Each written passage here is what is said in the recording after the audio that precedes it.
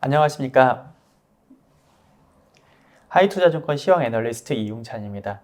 저희가 이번 연초, 이번 올해를 시작하면서 약간 도발적인 그런 자료를 좀 냈는데요. 사실 내용이 도발적이라기보다는 저희가 사실 작년 11월부터 연간 전망에서부터 이렇게 말씀드리고 있었던 사항이에요. 그랬는데 저희 전망이 타사와 좀 많이 패턴 자체가 좀 많이 다른 것 같다는 생각이 좀 들고, 그 부분에 대한 그런 여러 군데에서 여러 가지 질의가 좀 많았습니다. 이 부분에 대해서 저희가 조금 더 한번 설명드리는 차원에서 이렇게 자료를 또 작성을 해봤습니다. 어떤 얘기냐면요, 저희가 이제 코스피 지수의 패턴 자체를 이제 상반기에 조금 더 괜찮을 것 같다, 이렇게 말씀드리고 있어요. 그래서 이 상고 패턴 자체가 저희가 올해 증시를 엄청나게 좋게 본다거나 지금 계속 올라갈 거다, 바닥을 뒤졌다, 이렇게 쉽게 말씀드리는 거 아닙니다만은, 그래도 올해 어느 정도의 상승을 생각을 하고 있고, 그리고 그 상승은 대부분 상반기에 있을 것 같다, 상반기가 조금 더 모멘텀이 좋다, 그런 말씀을 좀 드려보고 싶은 거고요. 그래서 우리는 왜 상고하절 얘기하는가? 대단히 많이 오를 걸 전망하는 건 아니지만, 여러 가지 이유가 상반기에 좀 이제 여러 가지 긍정적인 모멘텀들이 있을 것 같다, 그렇습니다. 그래서 미국의 경기 우려는 여전하지만 주가도 많이 싸져 있어요. 그리고 중국의 경기 모멘텀이 뭔가 코로나도 세게 방역을 풀면서 뭔가 나올 것 같거든요. 그런 부분들이 기대가 되고, 여튼 1분기에서 2분기 넘어갈 때쯤에 미국의 금리 인상도 중단이 될 것으로 좀 기대가 됩니다. 그런 모든 것들이 상반기에 상황이 조금 더 긍정적이다라는 것을 좀 말씀을 드릴 수 있을 것 같아요. 그래서 그 상승이 어떻게 되느냐? 아마 중국 소비재로 사실 연말부터 괜찮았던 것 같아요. 중국 소비재부터 이제 시작을 해서 IT라든지 여러 주도 뭔가 이제 좀 더 그 사이즈가 큰 종목들로 조금 더 확대되지 않을까, 상승세가, 이렇게 좀 생각을 해 봅니다. 그렇다고 해서 저희가 장세를 엄청 높게 강하게 말씀드리긴 조금 어려운 부분이, 작년에 어려움을 이끌었던 그런 요소들 있죠. 인플레이션이라든지 그런 구조적인 변화, 세계화보다는 반세계화, 그리고 신냉전, 이런 것들이 작년에 있었고 올해 없어지고 그런 게 아니에요. 계속 있고 수년은 갈 그런 또 장기적인 추세라고 생각하거든요. 그래서 상반기에 조금 이제 회복을 본 이후에 그렇게까지 세상이 녹록할 것 같지는 않다. 그래서 상반기 반등 이후에 이제 저가 하반기에 하락할 거다까지는 아닙니다만은, 세상이 여전히 주식하기에 그렇게 만만치는 않다, 그런 의견을 좀 드리고 싶습니다. 계속 본문 넘어가서 말씀드릴게요. 저희가 왜 상고하절을 이야기하는가? 주식시장의 급등이나 강세를 전망하는 것은 아닙니다. 그리고 저희가 이제 이 자료 자체가 11월, 좀 모두에 말씀드렸듯이 11월 초에 발간한 더 그레이트 다이버전스 자료에서 상고하절 언급한 바 있어요. 그냥 이거에 대한 얘기를 좀 더 드릴 거고요. 사실 올해 지수가 엄청나게 올라간다거나 내려간다거나 이렇게 생각하지는 않는 게, 저희 밴드 상단도 이렇게 막 다 타사와 그렇게 크게 차이가 나지 않아요. 그래서 밴드 상단도 저희가 2600 정도로 하면은 다 이렇게 그렇게 높은 건 아니고요. 비슷한 수준입니다. 그리고 올해 보면은 작년이나 재작년에 코로나 팬데믹 이후에 거대한 매크로 장세는 지금 마무리되고 있다, 이런 판단이거든요. 그러니까 20년에 코로나 터지고 나서 엄청나게 재정정책, 통화정책, 돈을 풀었다라고 하기에는 조금 어폐가 있는 것 같아요. 그냥 통화정책만 한 게 아니라 재정정책을 강하게 했기 때문에 뭔가 경제에 인플레이션이 나타나고 여러 가지 자산 가격도 엄청나게 올라가고 했지 않습니까? 그런 부분들이 엄청난 이제 매크로 장세를 만들어냈고요. 그러다 보니까 이것을 또 놀랄만한 금리 인상을 22년에 하면서 또 크게 하락을 했습니다. 이런 매크로 장세는 이제 없어요. 기준금리를 여기서 올려봐야 얼마나 더 올리겠으며, 내리는 것도 일단 연준이 쉽게 내리지 않는다, 이렇게 얘기를 하고, 이런 상황에서 매크로 장세가 그렇게 크지는 않을 거라고 생각을 합니다. 과거처럼. 그러면서 이제 그 폭은 줄어들 거라고 생각을 하고 있고요. 대신에 섹터하고 스타일 변화가 클 것 같아요. 이미 나타나고 있는 것 같고요. 코스피 장세도요. 각 국가가 산업 정책을 각자 밀어붙이고 있기 때문에 각자 따로 놀아요. 서로 이제 세계화라기보단 반세계화하고 그 다음에 신냉전 상황에서 중국과 미국의 경제가 따로 놀고 있고요. 미국은 선진국은 계속 안 좋은 상황, 미국은 긴축을 많이 하는 상황에서 중국이 풀고 있고 방향이 다릅니다. 그런 상황에서 국면마다 강세 섹터도 스타일도 달라질 것 같아요. 그런 상황입니다. 그리고 매크로 방향성이 계속 엇갈리고 있고요. 이런 상황에서 베타보다 알파의 시대, 그러니까 지수보다는 종목장이 맞을 것 같다. 이런 거기에서 종목에서 뭐 스타일이라든지 이런 쪽에서 답을 찾는 게 맞다. 이런 생각을 해봅니다. 하지만 굳이 증시 패턴을 따지자면은 상반기에 반등폭이 더 클 것 같다. 이렇게 생각을 해보고 있고요. 코스피가 이미 2200포인트까지 하락을 했었다 연초에. 그러다 이제 조금 올라간 상황인데 지수가 여기서 더 하락할까 하면 그러기도 쉽지 않은 것 같아요. 그런 상황에서 중국이 먼저 코로나 방역을 풀고 있으면서 항생 증시가 강세를 보이고 있습니다. 이런 상황에서 코스피만 언더퍼폼하기도 힘들고요. 증시가 일단 상반기에 여러 가지 호재를 뒤에 입어서 이제 한 단계 반등한 이후에 그 다음에 하반기에 가서 방향성을 고민하지 않을까. 좀 그렇게 생각을 해보겠습니다. 그래서 저희가 전망하는 상반기 패턴은 상반기 한번 올랐다가 쉬겠죠. 그러다가 이제 한 3월, 4월 들어가면서 금리 인상이 미국에서 없다는 게 이제 더 확인이 되지 않을까 싶습니다. 언제가 될지 정확히는 모르겠지만 아마 1분기에서 2분기 넘어갈 때쯤이 아닐까 싶고요. 한 단계 더 상승까지는 기대는 하고 있습니다. 어디까지 갈까요? 저희는 잘은 모르겠지만 저희는 상단은 2600포인트로 작년 11월에 제시를 드렸고 그런 견해에는 현재는 변함이 없습니다. 하반기에도 괜찮을까요? 그러기에는 주식 가격이 만만치 않은 것 같아요. 그래서 그 이후에는 그냥 좀 플랫한 상황이 유지되지 않을까? 이렇게 현재까지는 그렇게 좀 전망을 해보겠습니다. 2023년 챕터 2로 들어가서요. 23년의 특징을 좀 살펴보면은 순환하는 것, 경기 순환 요인이 있고요. 그 다음에 추세적으로 쭉 가는 요인이 있잖아요. 경기 순환 요인하고 추세적인 요인이 서로 반대에 서로 부딪히는 것 같아요. 그래서 뭔가 힘이 상쇄돼요. 그런 상황이 됩니다. 왜 그러냐면은 무슨 얘기냐면은 코로나 때 생각을 해보시면은요. 통화 정책, 재정 정책을 세게 썼기 때문에 수요가 올라가면서 인플레이션이 올라갔고요. 또 다른 측면에서는 공급이나 구조적인 요인, 그러니까 코로나 공급망이 막혔다. 그리고 신냉전 시대가 되면서 이제 전쟁과 여러 가지 이제 세계화의 반대쪽이 되는 거죠. 그러면 탈세계화 이런 것들이 이루어지면서 거기에서 이제 비용이 이제 올라가는 그런 부분이 서로 발생하니까 구조적인 부분에서도 인플레이션 압력이 나타났고 수요도 쭉 땡겨 올리면서 그러면서 물가가 엄청나게 상승을 했어요. 둘 다 물가 상승을 견인을 하니까. 그런데 올해 보면은요, 작년 연말부터 그랬습니다만 수요가 상당히 많이 꺼졌어요. 특히 선진국에서 이제 강하게 긴축을 하다 보니까 그래서 수요가 내려가는 측면이고 대신에 추세적인 이런 그 반세계화나 신냉전이라든지 그 미국의 그 구조적인 노동력 부족 사태, 리쇼어링을 한다고 하면서 이제 촉발될 그런 투자 수요 이런 것들이 해결되느냐 하면 그렇진 않거든요. 서로 물가 상승을 가리키는 요인, 구조적인 요인과 물가 하락을 가리키는 그런 이제 경기 사이클적인 요인이 부딪히는 거예요. 그러면서 이제 그 압력이 좀 약해지고요. 마침 또 올해 특히 상반기의 경우는 작년에 역기저 효과가 있어요. 그래서 유가 같은 경우도 작년 6월까지 쭉 올라갔기 때문에 올해는 그냥 가만히 있으면은 작년 대비 YOY로는 마이너스가 쭉 나올 거예요. 유럽 가스 가격도 작년 8월이 피크였고요. 그러니까 미국 코어 CPI 작년 9월 고점이고 독일도 11월을 피크로 꺾이기 시작했습니다. 물가가. 다 그런 상황이기 때문에 올해는 물가에 대한 부담이 전년 대비 수치는 그렇게 안 나올 거예요. 올해 상반기는. 이런 것들이 역기저 효과의 덕을 조금 더 보는 상반기가 될 것 같고요. 구조적인 변화, 여전히 아까 말씀드린 대로 산업정책, 리쇼어링 이런 것들이 계속 진행될 겁니다. 노동력 공급 문제 계속 있을 거예요. 하지만 당장 통화긴축을 너무 세게 해서 경기가 나쁘니까 이런 부분들이 어느 정도 상쇄가 됩니다. 중국에 대한 얘기도 중국이 안 좋을 거고 미국과 갈등이 있을 거고 부동산 문제라든지 노동 문제 신냉전에 따른 미중 무역 갈등 다 알겠습니다만 올해는 중국 리오프닝 하니까 경기 좋잖아요. 부동산은 조금 풀 거고요. 모든 것들이 중국이 바닥을 잡고 올라오는 부분이 올해 상반기에 있을 거예요. 그렇게 생각해 보면은 올해의 상반기에 있을 것들은 뭔가 작년과는 조금 다른 모습이 나타날 것 같다. 일단은 경기 순환적인 부분은 이렇게 우리가 기대를 해볼 수 있을 겁니다. 이게 추세적으로 계속 갈까요? 그렇지는 않을 것 같아요.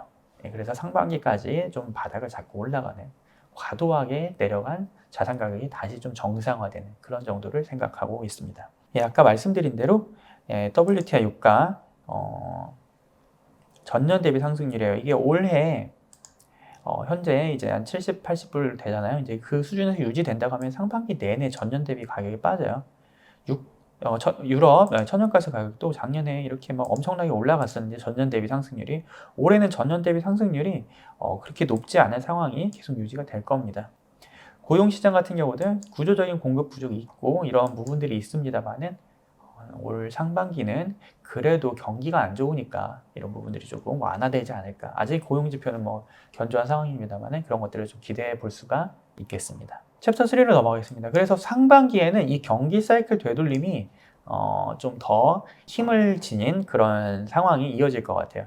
일단 미국으로 가보면요, 아마 3월쯤이지 않을까. 저희가 지금 뭐 추측하기는 조금 쉽지는 않겠습니다만 그래도 3월 정도 해서 미국의 금리 인상이 멈추거나 좀 재수 좋으면 2월까지만 하고 멈출 수도 있을 것 같아요. 아니면 약간 더 4월, 5월까지 이어질 수도 있을 것 같고요.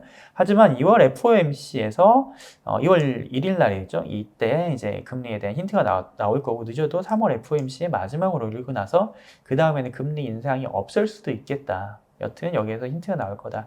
그런 생각이 들고요. 그렇게 되면은 일단 증시에는 긍정적입니다. 미국 경기는 좋지 않아요. 수요가 많이 하락하고 있고, 수요가 하락하니까 소비재 안 좋고요. 소비가 안 좋으니까 해외로부터 수입도 많이 감소하고 있고, 내구재도 안 좋고, 내구재 소비 경기에 대한 걱정이 있습니다. 그럼에도 불구하고 고용시장이 강력하니까 연준이 계속 금리 인상에 대한 그런 얘기를 하고는 있는데요. 이런 구조적인 문제를 이제 이민자를 받는다든지 그런 부분으로 해결을 해야지, 이게 무한정 5% 이상 금리를 올린다고 해서 해결이 되느냐, 이런 부분에 대한 그런 논란도 있고요. 또 12월에 미국이 워낙 추웠잖아요. 마이너스 30몇 도였다느니 이제 여러 가지 이런 되게 추웠는데, 이런 부분들이 겨울의 경제 지표에 악영향을 주면서, 그러면서 올해 봄에 미국의 그 금리 인상을 멈추게 할 가능성이 좀 있지 않겠느냐, 높지 않겠느냐, 그런 생각을 해봅니다. 저희가 금리가 시장에서 생각하는 것과 조금 다르게 연말까지 금리 인하는 쉽지 않을 거라고 봐요. 올해 연말까지. 그렇습니다만 금리 인상이 1분기에는 멈추지 않을까 생각합니다. 그래서 한 5% 초반이 되겠죠? 그게 연말까지 쭉 가지 않을까 이렇게 생각을 해봐요. 연말에 금리 인하 기대는 아직까지는 좀 섣부른 것 같다. 그런 생각은 가지고 있습니다. 여튼 미국은 금리 인상을 멈추는데 중국이 돌아 나오네요. 그래서 중국은 급속한 코로나 방역 해제를 가지고 하면서 지금 이제 부작용이 우려되고 있는데, 그럼에도 불구하고 빨리빨리 걸리고 빨리 정상화되는 쪽으로 가는 것 같아요. 이제 맞는 정책인지 모르겠습니다만 그렇게 가고 있지 않습니까? 그래서 관광객들도 언젠가는 들어올 거고요. 지금은 코로나 얘기 아직 이제 문제는 있습니다만은, 그리고 중국 내에서 뭔가 생산 활동이라든지 막혀 있었던 것들이 많이 이제 정상화될 것 같아요. 서비스업도 그렇고요. 그러면서 최근에는 또 부동산에 대한 그런 규제까지도 완화를 하는 모습이 나타나기 때문에 이게 좋은 뭔가 경제의 개선 방향이 기대가 되고, 아마 3월 양회에서 조금 더 확인이 될 겁니다. 그러면서 실제 경제 지표가 개선되는 건 아마 2분기쯤 가야지 이제 바닥을 잡고 올라가겠죠. 이런 것들이 좀 실제 경제로, 실물 경제로 이어지는 거든요. 그렇게 되면은 상반기 내내 아마 중국으로부터는 이제 나쁜 소식보다는 증시에 있어서 좋은 소식이 좀 더 많지 않을까, 그렇게 기대를 하는 게 맞겠습니다. 차트 보면서 좀 가시면은요, 중국 경기가 올해 상반기 1분기, 2분기에 바닥 잡고 올라오는 게 가장 큽니다. 그리고 이게 이제 미국 물가 모멘텀을 이 점선으로 나타내는데, 미국 물가는 저번 4분기에 피크를 찍고 내려오는 과정이에요.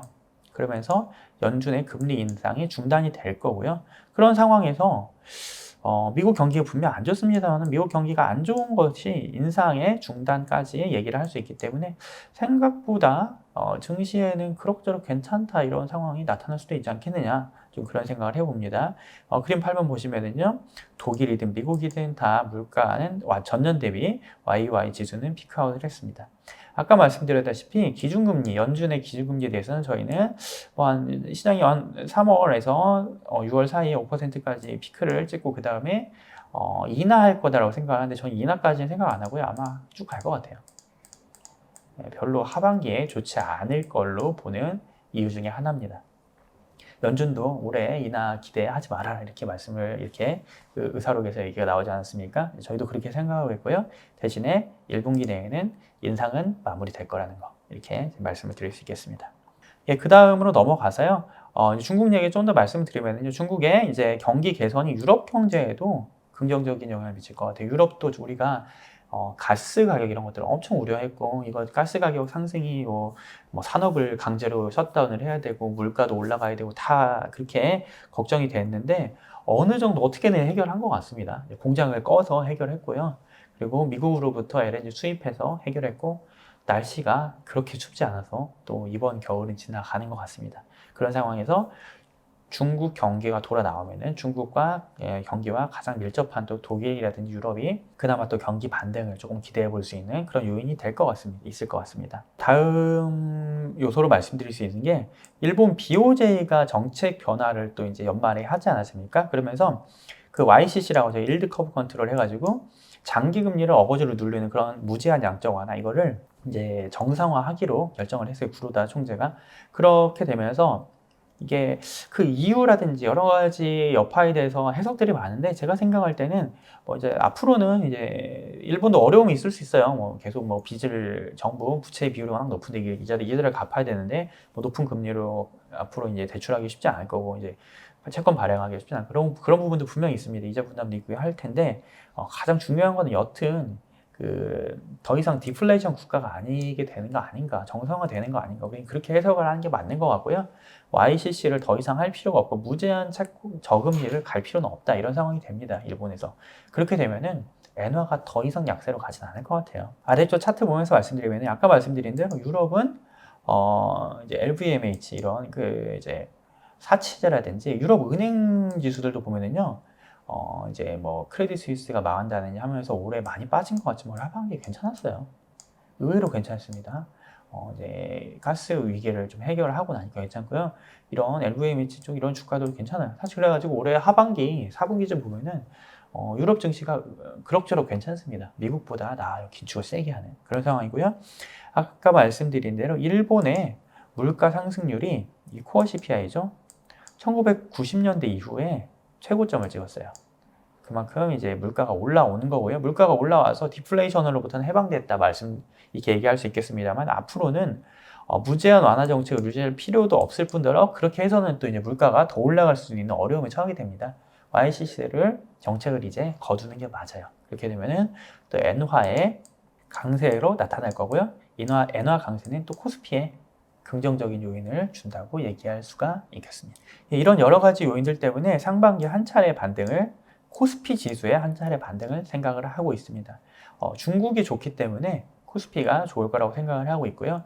미국이나 일본은 조금 덜 좋겠죠. 미국은 여전히 금리를 올려가는 부분이 있고 일본도 YCC 정책을 폐기를 했기 때문에 조금 덜 좋을 겁니다. 대신에 한국은 이제 중국 경기라든지 항생지수 이런 거에 워낙 민감할 뿐더러 아마 한국의 상반기 소비 경기가 대단히 어려울 걸로 생각이 되는데 리오프닝을 하면서 중국 관광객이라는 이런 들어오는 부분도 여러 가지로 한국 증시에 한국 경제에 긍정적인 영향을 미치지 않을까 이렇게 생각을 해봅니다. 한국 증시를 보면은요 워낙 버블이라고 얘기할 수 있는 게 많이 사그라들었어요. 지금 거의 뭐 1년 반 이상 조정을 받았잖아요.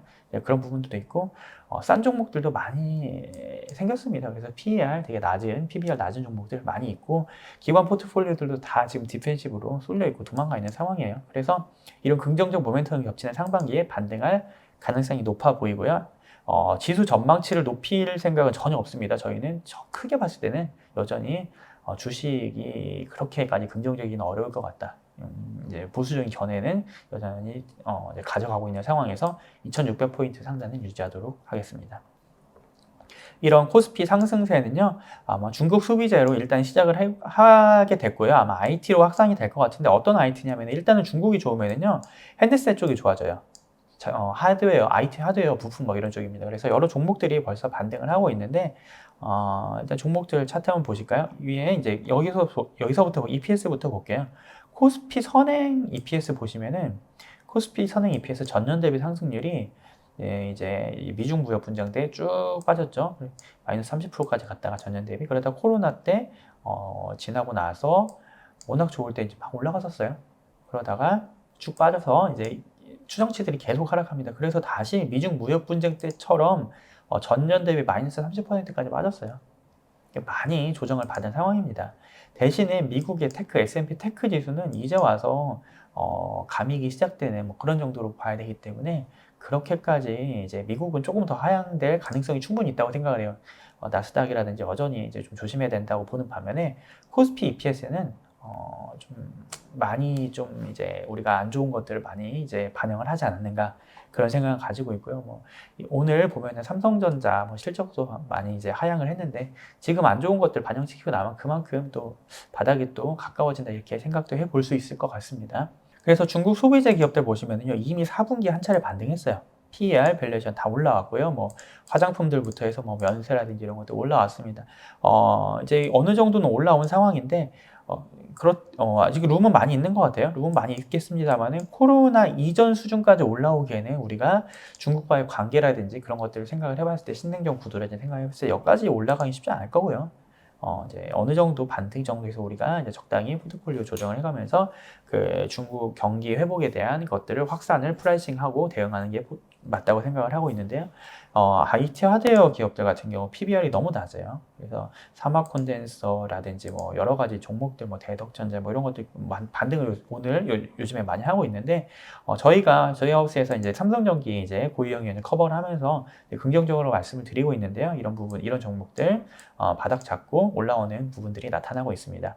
그리고 마지막에 IT 하드웨어들이 다 올라오고 나면은 결국에는 반도체도 한번 바닥 잡는 트라이를 할 것 같아요. 이 상승에 대해서 상승폭이 되게 높을 거다라고 기대하기는 그거는 이제 가봐야 알 것 같고요. 사실 미국 IT가 그렇게 좋지는 않은 상황이니까. 그래서 업황 개선 정도에 대해서는 논란이 있을 것 같은데 이 하이닉스 PBR 보시면은 역사적 저점이에요. 그래서 여기에서 뭐 상승폭까지 벌써 고민할 필요는 없고요. 여튼 올해 내내 바닥 잡는 트라이가 이어질 거고 이 정도면 됐다 싶을 때 중국이 돌아설 때 그때 좀 바닥을 잡고 반등하지 않을까 좀 그렇게 생각을 해봅니다. 당사 송명섭 위원님도 이제 삼성전자 이제 금리 인상이 멈출 때쯤 바닥을 잡지 않겠느냐 그리고 하반기 업황 개선될 걸로 전망하고 계시고요. 하반기 업황이 개선된다고 하면 주가는 조금 더 빨리 바닥을 잡을 수 있기 마련입니다. 다음 넘어가서 말씀을 이어가 볼게요. 이게 여기서부터 얘기가 좀 달라질 텐데 그렇다고 저희가 엄청나게 강세 보거나 좋은 시장을 또 보는 건 아닙니다. 구조적 변화는 계속 있을 거예요. 어떠한 구조적 변화가 있느냐? 미국의 리쇼어링 계속 이어질 겁니다. 한국도 지금 뭐 반도체 세액 공제 얘기 나왔는데 각 한국의 산업 정책이에요. 이것도 한국 계속 산업 정책 밀어붙이고 있는 거고요. 유럽이든 중국이든 각자 따로 놉니다. 자기들 할 거 다 하고 있고 각자 도생 시대예요. 서로 무역은 계속 줄어들고 각자의 산업을 발전시키고 그러다 보니까 정부 주도의 캐펙스가 늘어나고 투자가 뭐 그런 상황이 이어질 겁니다. 이런 것들은 만약에 계속 이어지게 되면 선진국의 일자리가 늘어나고 지금 뭐 미국에서도 일자리가 많은데 사람이 없다느니 임금이 올라간다는 이런 얘기들 있잖아요. 지나고 나서 선진국 중산층의 지갑을 두껍게 만들 수 있겠습니다. 그리고 각국의 과잉 투자, 특히 미국에서는 에너지 부분 투자를 할 수밖에 없을 것 같아요. 임금이 이렇게 높은데 미국의 제조업은 상대적인 비용 효율성을 어디서 찾아야 되느냐? 에너지에서 찾을 수밖에 없어요. 인건비를 낮추지 못하면은 에너지라도 쌓야겠죠? 이렇게 될 겁니다. 신냉전 당장 끝날까요? 수십 년 갈 이슈일 것 같죠? 탈세계와도 마찬가지입니다. 이런 모든 것들이 물가가 올라갈 거고요. 금리 압력을 높일 겁니다. 기준금리 인하를 연말에 기대하는 게 채권시장에 분명 프라이싱 되어 있습니다만은 쉽지 않을 거라고 봐요. 또 돈 빌려주는 사람이 계속 유리한 상황이 이어질 거라고 생각합니다. 그렇게 되면 또 크레딧 우려를 놓기 어렵게 하고요. 그래서 한 차례 반등 이후에는 여전히 조심해야 되고 높은 레버리지를 끌고 가고 뭐 고점에서 사는 것보다는 적당한 정도에서 우리가 저평가된 종목들을 정상 가격 정도까지 올라오는 정도로 이렇게 트레이딩하고 대응하는 게 맞겠다 이런 생각을 갖고 있습니다. 리쇼어링이 만들어낼 추세에 대해서 제가 한번 상상을 해봤는데요. 이건 약간 이제 전망이라보다 좀 상상일 수 있어요. 어떤 게 될까 해보면은 과거 1980년대부터 2008년까지죠. 이게 그 코끼리 차트, 엘리펀트 차트라는 건데요. 이쪽으로 가면은 소득 상위 세계, 글로벌 세계 소득 상위 쪽이고 글로벌 세계 소득 하위입니다. 위로 올라가면은 이제 소득 성장률이 높다는 거고 소득 성장률이 낮다는 거거든요. 소득 성장률이 높은 게 여기하고 여기예요. 이게 전 세계의 중산층이죠. 이게 신흥국의 중산층이거든요. 그리고 여기는 선진국의 초부유층입니다. 선진국의 초부유층하고 신흥국의 중산층은 세계화의 수혜를 받았어요. 세계화 기간 1980년대부터 금융위기 2008년 이전까지 신흥국, 특히 이제 한국의 이런 그 중산층도 마찬가지겠죠. 중국의 중산층이라든지 아시아 중산층의 소득 성장이 빨랐습니다. 그리고 이런 미국의 부유층도 많이 여기에서 수혜를 받았고요. 대신에 선진국의 부유층들이 힘들었어요. 왜냐면 일자리가 계속 미국에서 아시아로 넘어오잖아요. 제조업 일자리가. 그러니까 얘네들이 힘든 거예요. 근데 이걸 되돌리려고 하는 게 트럼프가 얘기한 Make America Great Again이고 지금 하는 IRA 정책도 마찬가지예요. 여기에다 일자리 만들어주고 미국 중산층에 미국 서민들에게 그리고 걔네들이 임금 올려주겠다는 거거든요. 이게 바뀔 수가 있어요. 이 40년간의 차트가. 그럼 다시 미국 중산층의 제조업 일자리 확보되고 아마 이쪽에서 다시 미국 중산층의 뭐 소비가 두터워진다든지 이런 게 나타나지 않을까. 이거는 뭐 한 분기, 1년, 2년의 문제가 아니고 한 수십 년 이후에 문제가 아닐, 수십 년간의 문제가 되지 않을까 생각을 해보는데요. 16번 그림 보시면은 1950년대에 미국의 소득 성장률이 높아요. 이때 이제 베이비 부머 세대층이거든요. 이 베이비 부머 세대가 결국에 미국의 그 위대한 미국의 그 대중문화를 이끌었습니다. 이 세대가. 70년대도 마찬가지로 올라왔는데 이때는 사실 인플레이션과 같이 올라갔기 때문에 실질 소득이 그렇게 올라가는지 잘 모르겠고 그런 상황입니다. 그런데 다시 이제 와서 그 임금 상승률이 좀 올라가기 때문에 아마 이 세 번째 임금 상승의 랠리가 될 것 같고요. 이 세계화 기간 동안에는 미국의 서민들이 중산층이 살기 조금 힘들었고 그 대신에 부유층들이 올라왔는데 다른 이제 방향이 바뀌는 게 나타날 수 있을까요? 뭐 약간 그런 이제 좀 상상 추론도 좀 해보려고 합니다. 그리고 산업 정책 각국의 산업 정책이 필연적으로 과잉 투자를 야기하는데 임금이 이렇게 올라가는데 산업 정책을 어떻게 할 수 있을까요? 미국은 결국에 에너지 인프라에서 상대 우위를 가져가야 되고요. 뭐 셰일을 하든지 신재생을 하든지 다 마찬가지입니다. 어떻게 둘 다 해야 될 것 같아요, 미국.